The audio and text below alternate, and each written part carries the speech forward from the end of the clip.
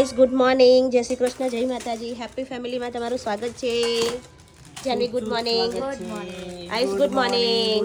બેવ જણ નયા ધોયા નથી, ડાયરેક્ટ બ્રશ કરીને નાસ્તો કરવા બેઠા છે. મયુર જય માતાજી. આજે મયુરે બનાવ્યા છે પૌવા, મસ્ત ગરમા ગરમ પોહા અને ચા. તો ચાલો તમે બધાને નાસ્તો કરવો હોય તો આજે જો હાજે હું ખાવા બનાવે છે. આંખોમાં વાગે ને પગમાં વાગે. કોને વાગે તો વાગનારા. આંખો વાગે ને પગમાં વાગે.